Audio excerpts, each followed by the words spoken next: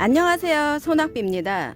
오늘은 이름은 같은 다육이지만 가격은 많이 달라지는 아이들에 대해 이야기해 볼까 합니다. 여기 나와 있는 아이들은요, 왼쪽은 원종 복랑금, 이름은 같은 아이죠. 오른쪽은 원종 방울 복랑금입니다.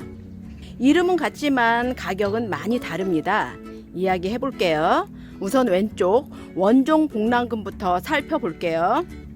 원종 복랑금의 생김새는 알록달록하며 이렇게 입장이 길쭉합니다. 이렇게 입장이 길쭉합니다. 제가 처음 다육이 시작할 때 16년 전쯤에는 방울 복랑금이 없었습니다. 그때는 복랑이가 거의 이렇게 입장 길쭉한 원종 복랑만 있었어요. 조금 지나자 방울 복랑이 나왔는데요. 처음에 봤을 때 얼마나 신기하던지요. 우리 어렸을 때 먹었던 하얀 눈깔 사탕 기억하시죠? 그런 것들이 대롱대롱 매달려 있는데 정말 꿈에라도 품고 싶었던 방울복랑이었습니다. 그때는 모든 다육이들이 비싸서 구매하기 힘든 시기였어요. 방울복랑만 바라봐도 참 신기하고 행복했었던 시절이었습니다. 요 아이들이 원종 복랑에 금이 들어있는 셈이죠. 작년까지만 해도 원종 복랑의 값이 정말 상상을 뛰어넘을 정도의 가격으로 거래되고 했어요. 지금은 그나마 많이 착해졌습니다. 하지만 아직 구입하기 조금 힘든 가격입니다. 원종 복랑금은 자구도 잘 달고 키우기 무탈해서 가격이 점점 착해지는 듯 합니다.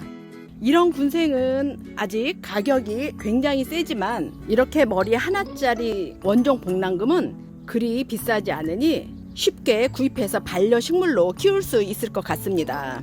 자구도 잘 다니 조그만 원종 복랑금을 구입하셔서 이쁜 모습으로 효도받으세요. 물 좋아하고요. 금이니 반그늘에서 키우시길요. 그리고 간단한 팁을 드리자면요. 금을 구입하실 때 금을 잘 보고 구입하셔야 돼요. 이렇게 예쁜 금이 있는가 하면 이렇게 노란 금 입장이 많은 아이가 있죠. 보시기에는 요 아이가 더 예뻐 보이실지 몰라도 가격은 요 아이가 훨씬 더 비쌉니다. 요 아이는 지금은 예뻐 보일지 몰라도 올금으로, 그러니까 이렇게 입장이 노랗게 변할 수도 있답니다. 그러니 구입하실 때 가능한 예쁜 금으로 구입하세요. 예쁘죠? 노란 입장이 많은 아이들보다 이렇게 녹색이 알록달록 있는 아이들이 좋은 금입니다. 그리고 이 빨대를 왜 꼽아 놓으셨나 궁금하신 분들이 굉장히 많으실 듯해요. 이 빨대는 쉽게 말하면 집에 있는 굴뚝입니다. 이 화분 안에 있는 가스가 빠져나올 수 있도록 이렇게 빨대를 꼽아서 굴뚝 역할을 해주는 거죠. 화분 안에 있는 가스가 빠지기도 하고 공기도 통하고 해서 저희가 말하는 굴뚝으로 생각하시면 되겠어요. 화분에 굴뚝을 세워준 셈이죠. 이렇게 하면은 아이들이 잘 큰다 해서 저도 꼽아놨습니다. 물 좋아하고요. 금이니 반그늘에서 키우세요. 왼쪽 원종 복랑금을 봤으니 이번엔 오른쪽 방울 복랑금을 볼게요. 앞에 보신 원종 복랑금과 비교해 봤을 때 방울 복랑금은 완전 무지개 알사탕이죠. 원종 복랑금은 무지개의 바람개비 같은 느낌이고요. 방울 복랑금도 가격이 엄청났었죠. 지금은 많이 착해졌지만 초보분들이나 이제 막 시작하시는 분들이 구입하기엔 아직까지도 많이 부담스러운 가격입니다. 원종 복랑금보다는 가격이 조금 하락했습니다. 원종 복랑금은 키우기 무난하고 자구도 잘 다는 반면에 방울 복랑금은 자리 잡기까지 많이 힘들고 자구를 단다 해도 성장하는 속도가 많이 느립니다. 그러니 가격이 하락한다 해도 자구 잘 다는 무난한 원종 복랑금보다 가격이 좀 더 높겠죠. 전 여태 원종 복랑금은 구입하지 않았다가 이번에 착한 가격으로 구입해서 자구를 떼어 분리해서 이렇게 심어주고 군생으로 이렇게 남겨두고 키우고 있습니다. 군생은 아무래도 가격이 높으니 구입하실 분들은 일단 작은 아가들을 구입하시면 좋을 듯 합니다.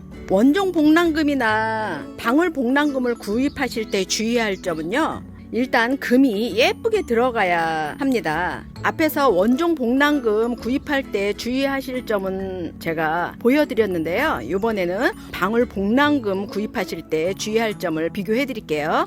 가격이 착하다 해서 나쁜 금을 구입하시면 올금이나 금이 없어지는 무지가 될 수 있사오니 원종 복랑금이나 방울 복랑금 들이실 때는 무조건 금 상태를 잘 확인하셔야 후회 없을 듯 합니다. 큰맘 먹고 복랑금을 구입하셨는데 이런 일이 발생하면 너무 속상하시겠죠. 주위에 고수분이나 복랑금을 많이 키우시는 지인분이 계신다면 구입하기 전에 꼭 문의를 하시는 게 현명한 방법입니다. 좋은 금을 구입하시려면 공부도 많이 하셔야 합니다. 방울 복랑금 구입하실 때 주의할 점 보여드릴게요. 이 방울 복랑금은 알록달록 녹도 많이 들어있고 노란 빛이 강하지 않죠. 이런 금이 아주 좋은 금입니다. 이런 금은 올금으로 갈 가능성이 많아요. 올금은 오래 살지 못합니다. 이 아이도 올금으로 진행이 되죠. 생장점, 그러니까 정 가운데에서 노란 입장이 올라오고 있죠. 이런 아이들은 가능한 피하세요. 이 아이는 금 상태가 아주 좋습니다. 이 아이도 금 상태가 좋은 아이고요. 요런 아이도 올금 입장이 보이죠. 가능한 요런 아이들은 같은 가격이면 구입하지 마시길 바래요. 아주 착한 가격으로 키워볼 수 있는 경험을 쌓으시려면 이런 아이들 구입하셔서 키워보시는 경험을 쌓는 것도 좋을 듯해요. 하지만 비싼 가격이라면 구입하지 마세요. 복랑금은 여름에 잠을 자는 다육이니 지금 구입하지 마시고 선선한 가을이 시작될 때 구입하시길 권해드립니다. 그 이유는 지금 구입해서 분갈이 하다 보면 뿌리를 잡지 못한 상태에서 장마가 오고 여름이 오다 보면 훅 떠날 수 있습니다. 그리고 복랑금은 구입할 때는 가능한 화분체에 구입하시길 권해드립니다. 가능한 분갈이를 안 해야 하거든요. 복랑이들이 분갈이하면 몸살이 심해서 입장을 다 떨구는 경우가 많습니다. 무난한 복랑이들도 그런데 몸값 비싸고 예민한 복랑금들은 더하겠죠. 지금 품고 계신 복랑금이 있으신 분들은 여름에는 약 오를 만큼만 물을 주시고 시원하고 통풍 잘 되는 곳에서 살게 해주세요. 전 참고로 다육이 진열대 밑에 반그늘에서 살게 하고 있습니다. 햇빛을 너무 많이 받으면 금이 날아가서 이렇게 올금도 될 수 있습니다. 또 혹 잘못 될 수도 있으니 조심하시길 바래요. 방울복랑금은 자리 잡기가 어려워서 그렇지 자리를 잡고 탄력을 받으면 그 후에는 키우기 무난합니다. 자구도 잘 달고요. 하지만 원종 복랑금보다는 성장 속도가 느립니다. 오늘은 원종 복랑금과 방울 복랑금에 대해서 이야기해 보았습니다. 많은 분들이 좋아하시는 다육인데요. 정보가 도움이 좀 되셨나요? 도움이 되셨다면 구독 꾹 눌러주세요. 예쁜 복랑금 사진 보시며 오늘도 많이 행복하세요.